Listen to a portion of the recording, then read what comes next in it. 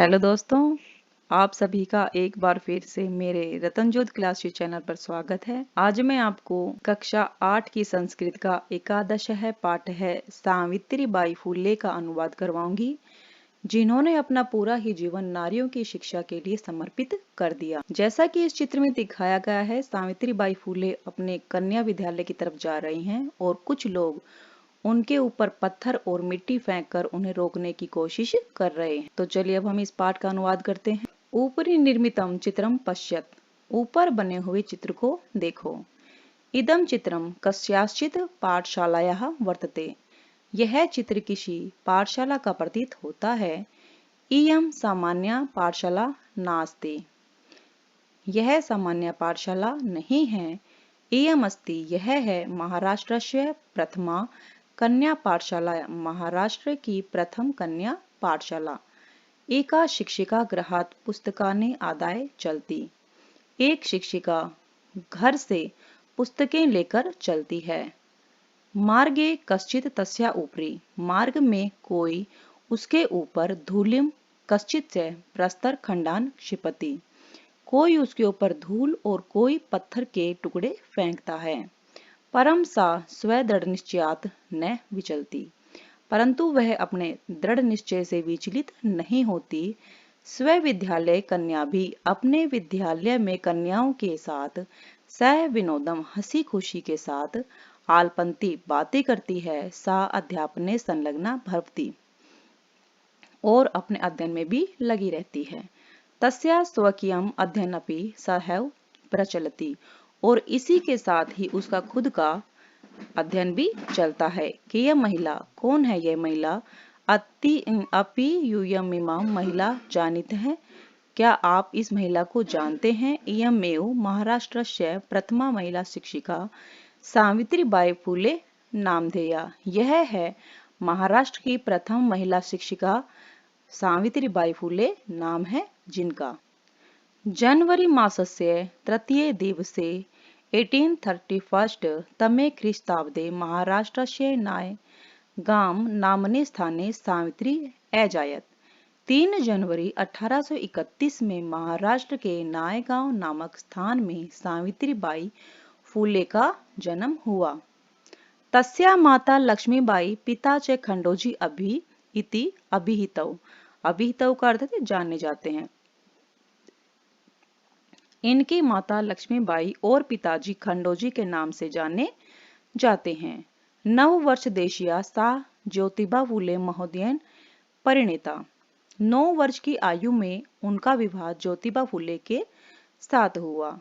सो अपि तदानी 13 वर्ष कल्प है एव आसीत, सो अपि वह भी उस समय केवल 13 वर्ष के थे। यतो ही स स्त्री शिक्षा प्रबलः समर्थक, वह स्त्री शिक्षा के प्रबल समर्थक थे।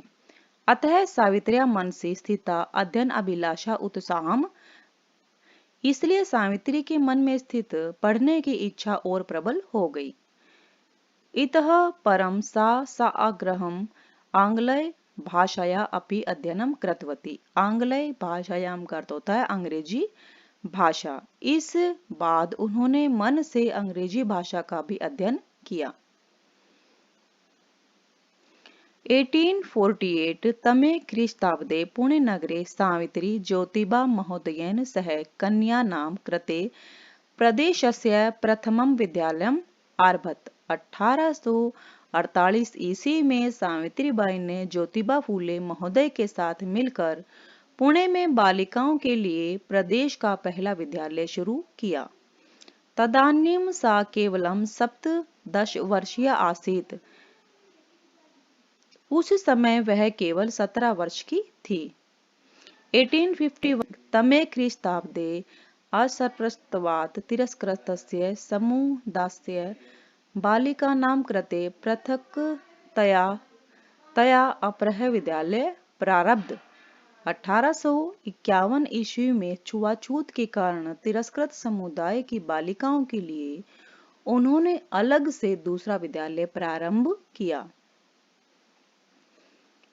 सामाजिक कुरीतनाम सावित्री मुखरम विरुद्धम अकरोत्, सामाजिक कुरीतियों का सावित्री ने प्रबल विरोध किया।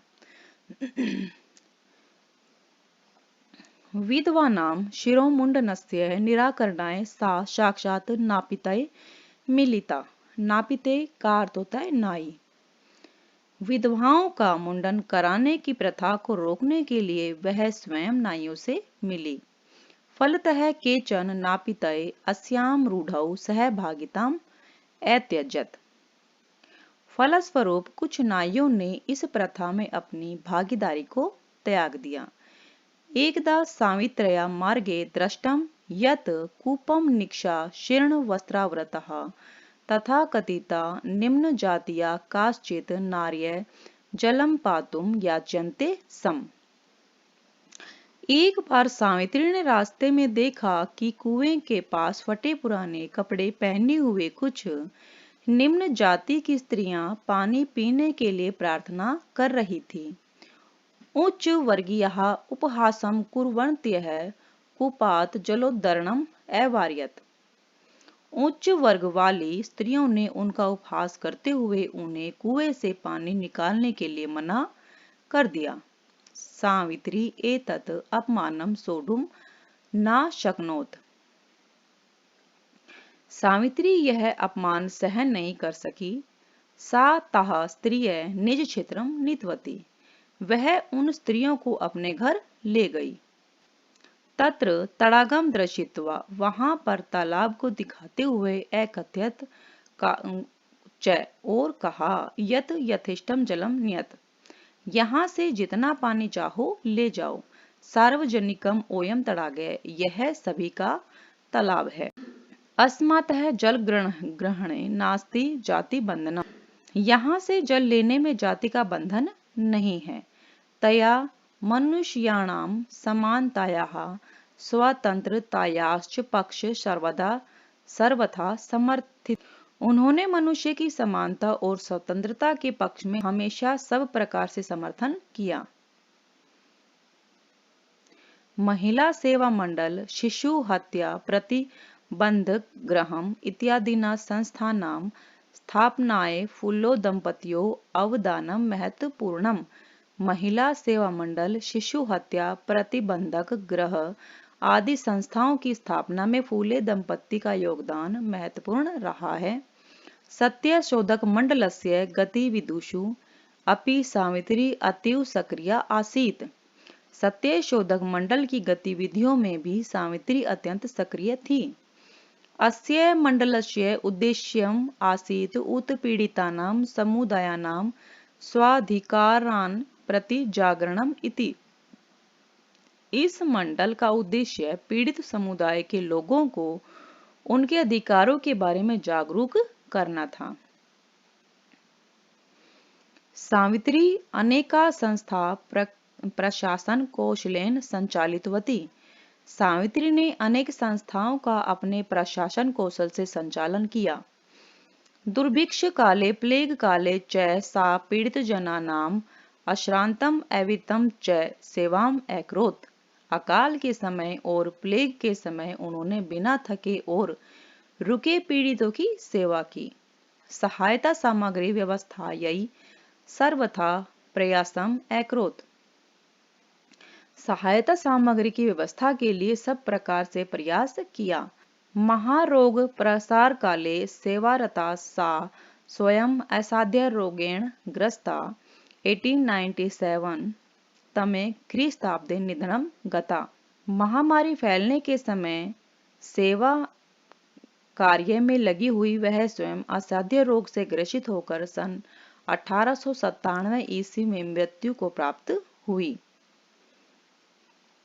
साहित्य रचनाया अपि सावित्री महीयते। साहित्य रचना में भी सावित्री महान थी।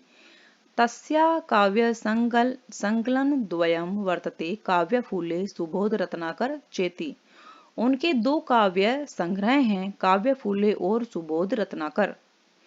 भारत देशे महिलोत्थानस्य गहना बोधनाय सावित्री महोदया जीवन चरितम अवश्यम अध्येतव्यम्। भारत देश में महिला के उत्थान को गहराई से समझने के लिए सावित्री महोदय का जीवन चरित्र अवश्य पढ़ना चाहिए। और इसी के साथ ही हमारे इस चैनल की ट्रांसलेशन खत्म हो गई है। अगर आपने अब तक मेरे चैनल को लाइक नहीं किया है तो लाइक करें और इस वीडियो को अपने दोस्तों के साथ शेयर करें और इस चैनल को सब्सक्राइब करें। धन्यवाद।